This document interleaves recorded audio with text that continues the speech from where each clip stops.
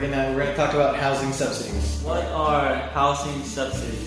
So basically, a housing subsidy is a government-funded and sometimes private-funded subsidy for housing costs.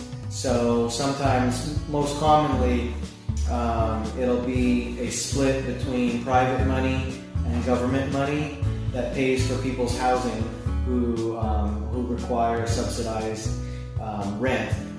Or sometimes, if it's federal, it covers most of it instead of a split.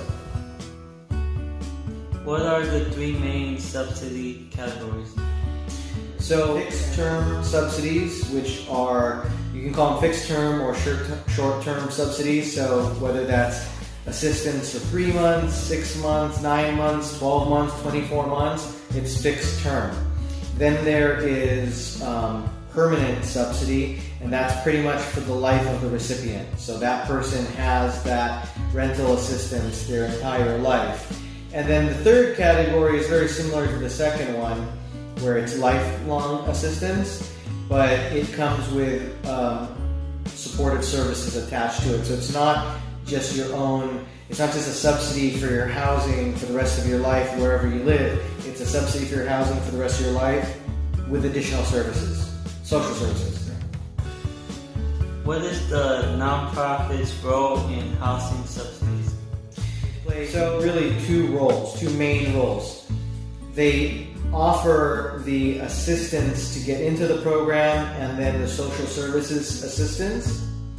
And they also offer the administration of these housing subsidy dollars. And sometimes they do a combination of both, where they're also administering the funding on behalf of the funder, whether it's private or public money. And then they're also providing the supportive services, whatever that might be, that person who's receiving the subsidy requires. What is the government's role in housing subsidies? So the government's role is kind of similar to the nonprofits, but a lot of times they take a step back when it comes to the social services aspect. So the government more or less, especially local government, city and county here in LA, act as the funding source. So a lot of times these funds are funded through government taxes at the county level or at the city level, sales taxes, things of that nature. Or they've allocated funding from the public dollars to provide these subsidies. Occasionally, though, they do the social services as well. You have situations where it's Department of Health Services, Department of Mental Health. So those case managers who are working for those county entities, they are administering the services, and then those departments as a whole are also administering the funding. Can you explain the 8 service planning areas? Yeah, so for homeless services at least, here in LA County, they've divided up LA County into 8 territories, but they call them service planning areas. The acronym is SPA. And so there's 8 of them. SPA 1 is the Antelope Valley. SPA 2 is the San Fernando Valley. SPA 3 is more east of LA, so kind of starting from San Gabriel and all the way to like Pomona, east of LA. SPA 4 is Metro Los Angeles. SPA 5 is the west side of LA, more towards Culver City, Santa Monica. SPA 6 is South LA. SPA 7 is almost headed southeast towards Orange County, so Whittier area. And then SPA 8 is South Bay, Long Beach, Wilmington, Hawthorne. What is the county's role versus the city's role in housing subsidies?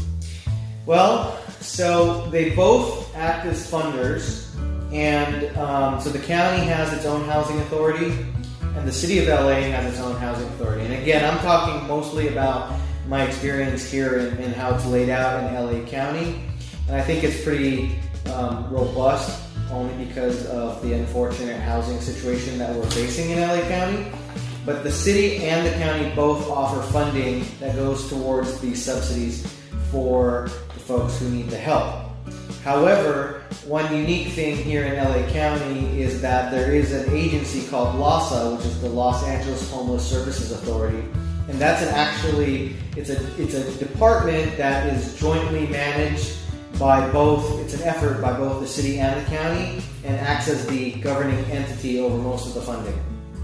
What are the four most common populations served by the nonprofits and housing subsidies? Yeah, so when it comes to folks experiencing homelessness, the two main ones are family services, family programs that are designed for families, and programs that are designed for individual adults. Meaning there's less than 2 people in a household, and they don't have minors in their custody.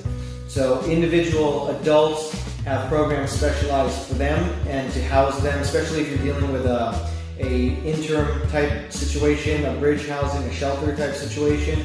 Typically, the individual adults are not housed with the families because these are folks who, they all need help, but when you're dealing with minors, you want to keep them even more insulated away from just the single adults. So you've got family services, individual services, then there's veterans. There's a lot of programs for the veterans.